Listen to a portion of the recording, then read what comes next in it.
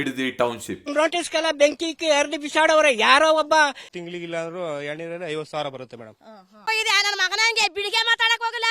ಗೊದ್ಮಾಟ ಎತ್ತಾಕೊಂಡು ಬಂದಿವಿ 2 ಟ್ರಾಕ್ಟರ್ ಗೊದ್ಮಾಟನ. ನನ್ನ ಮಗ ಏನ್ ನಮಗೆ ಕೆಲಸ ಕೊಡೋದು ಕಳಿಸ್ಲಿ 27 ನಾನು ಕೊಡ್ತೀನಿ ಕೆಲಸನ. ಮತ್ತೆ ನಮ್ಮವ ಮುತ್ತಾತ ಮುದ್ದಜ್ಜಿ ಸಂಪಾದನೆ ಮಾಡಿ ಕಿತ್ಕೊಂಡು ಅವ್ರ ಮಕ್ಕಳು ಬಿಟ್ಕೊಟ್ರ ನಾವು ನಮ್ಮ ಮಕ್ಕಳು ಬಿಟ್ಕೊಡ್ಬೇಕು. ಹೌದು, ಇದ್ರ ಬಗ್ಗೆ ಏನೋ ಇಂಟ್ರೆಸ್ಟ್ ನಮ್ಮ ಸರ್ಕಾರಕ್ಕೆ, ನಮ್ಮ ಸಿಎಂಗೆ ಗೊತ್ತಿಲ್ಲ.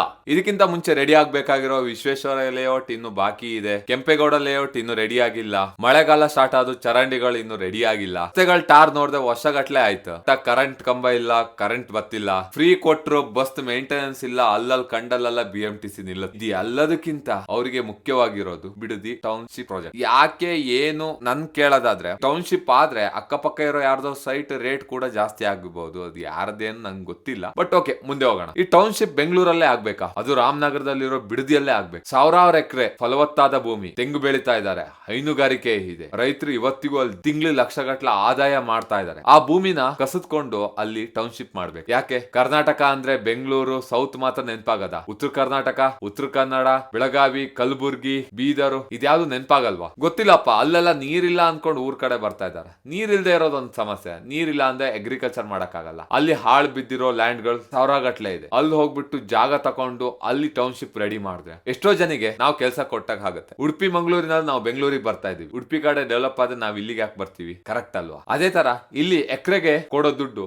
ಅಲ್ಲಿ 10 ಎಕರೆ ಸಿಗುತ್ತೆ. ಸೊ ಇಷ್ಟೆಲ್ಲ ಇದ್ರೂನು ಯಾಕೆ ಬಿಡದಿಯಲ್ಲೇ ಆಗ್ತಾ ಇದೆ? ಅದು ಮಾಡೇ ತೀರ್ಬೇಕು ಅಂತ ಯಾಕೆ ಸಿಎಂ ಅವ್ರು ಪಟ್ಟು ಹಿಡಿದಿದ್ದಾರೆ? ಇದಕ್ಕೆಲ್ಲ ಆನ್ಸರು ನಿಮ್ಮ ಹತ್ರನೇ ಇರ್ಬೋದು ಅನ್ಕೊಳ್ತೀವಿ. ಇದ್ರೆಲ್ಲ ಮಧ್ಯೆ ಒಂದು ಸಿಚುವೇಶನ್ ನಡೆಯುತ್ತೆ. ಈ ಸಿಚುವೇಶನ್ ಇಂದ ನನಗನ್ಸ್ತು ಈ ವಿಡಿಯೋ ಮಾಡ್ಲೇಬೇಕು ಅಂತ. ಸಿಚುವೇಶನ್ ಏನಂತ ಹೇಳ್ತೀನಿ ಕೇಳಿ. DK ಶಿವಕುಮಾರ್ ಅವರು ಕುಮಾರಸ್ವಾಮಿ ಅವರಿಗೆ ಒಂದು ಲೆಟರ್ ಬರೀತಾರೆ. ನೀವು 26ನೇ ತಾರೀಕು ವಿಧಾನಸೌಧಕ್ಕೆ ಬನ್ನಿ, ನಿಮ್ ಜೊತೆ 5 ಜನನ ಕರ್ಕೊಂಡ್ ಬನ್ನಿ, ನಾವು ಕೂತು ಮಾತಾಡೋಣ ಬಿಡದಿ ಟೌನ್ಶಿಪ್ ಮಾಡ್ಬೇಕು ಬೇಡವಾ ಅಂತ. ಅವಾಗ ಕುಮಾರಸ್ವಾಮಿ ಅವರು ಒಂದು ಮಾತು ಹೇಳ್ತಾರೆ, ರಿಪ್ಲೈ ಕೊಡ್ತಾರೆ ಅವರು ಲೆಟರ್ ಮೂಲಕ. ಒಬ್ಬ ರಾಜಕಾರಣಿ ಅನ್ನೋದಕ್ಕಿಂತ ಒಬ್ಬ ರೈತರ ಪರವಾಗಿ ಈ ತರ ಒಬ್ಬ ವ್ಯಕ್ತಿ ರಿಪ್ಲೈ ಕೊಟ್ಟಿರೋದು ಅಂಡ್ ಹೇಳಿರೋ ಮಾತು ನಾನು ಇವತ್ತರಿಗೆ ಯಾರು ನೋಡಿಲ್ಲ. ಏನಂತಾರಂದ್ರೆ 5 ಜನ ಕೂತ್ ಮಾತಾಡೋದ ವಿಧಾನಸೌಧದಲ್ಲಿ. ಇದು ನನ್ನ ಯಾವ್ದ ವೈಯಕ್ತಿಕವಲ್ಲ.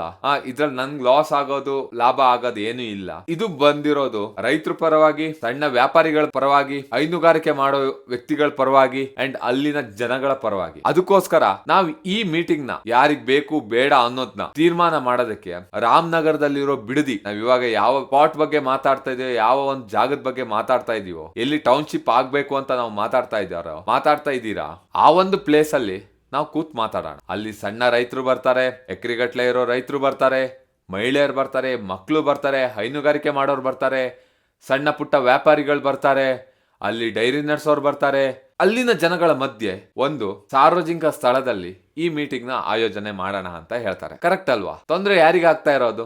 ಅವ್ರ ಹತ್ರ ಕೇಳ್ಬೇಕಲ್ವ ಇದು ಬೇಕಾ ಬೇಡವಾ ಅಂತ. 3ನೇ ವ್ಯಕ್ತಿ ಹತ್ರ ಕೇಳೋದ್ ಬೇಡ, ನನ್ನ ಹತ್ರ ಕೇಳೋದ್ ಬೇಡ, ಅಲ್ಲಿಗೆ ಬನ್ನಿ ಅಲ್ಲೇ ಮಾತಾಡೋಣ ಅಂತ HD ಕುಮಾರಸ್ವಾಮಿ ಅವರು ಹೇಳ್ತಾರೆ. ಒಬ್ಬ ರಾಜಕಾರಣಿ ಅಂತ ಹೇಳೋದಕ್ಕಿಂತ ಒಬ್ಬ ರೈತರ ಪರವಾಗಿ ಒಬ್ಬ ವ್ಯಕ್ತಿ ಈ ತರ ಒಂದು ಸ್ಟೇಟ್ಮೆಂಟ್ ಕೊಟ್ಟಿರೋದು ನಾನು ಫಸ್ಟ್ ಟೈಮ್ ನೋಡಿರೋದು.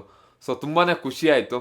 ಅದಕ್ಕೋಸ್ಕರ ನಾನು ಈ ವಿಡಿಯೋನ ಮಾಡಿದೆ. ನನಗಂತೂ ಅನ್ಸುತ್ತೆ ಇಂಥ ಒಂದು ಫಲವತ್ತಾದ ಭೂಮಿಲಿ ಹಾಲು ಕೊಡೋ ಸಾವಿರಾರು ಹಸುಗಳಿರೋ ಜಾಗದಲ್ಲಿ, ಬೆಂಗಳೂರಿಗೆ ಬೇಕಾಗುವಷ್ಟು ತೆಂಗಿನಕಾಯಿ ಕೊಡುವಂತಹ ಒಂದು ಸ್ಥಳದಲ್ಲಿ ಟೌನ್ಶಿಪ್ ಕಟ್ಟೋದ್ ಬದಲು ಯಾವುದೋ ಒಂದು ಬರ್ಡ್ ಭೂಮಿಯಲ್ಲಿ ಹೋಗಿ ಕಟ್ರೆ ಅಲ್ಲಿನವರಿಗೂ ಒಂದು ಆದಾಯಕ್ಕೆ ಒಂದು ನಿಲುವಾಗುತ್ತೆ.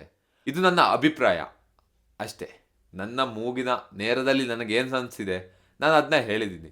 ನಿಮಗೇನು ಅನ್ಸುತ್ತೆ ನೀವು ಅದನ್ನ ಕಮೆಂಟ್ ಮಾಡಿ. ಈ ಟೌನ್ಶಿಪ್ ಬೇಕಾ ಬೇಡವಾ? ಒಬ್ಬ ರೈತನಾಗಿ ಯೋಚನೆ ಮಾಡೋದಾದ್ರೆ ಇದು ನನಗೆ ಬೇಡ.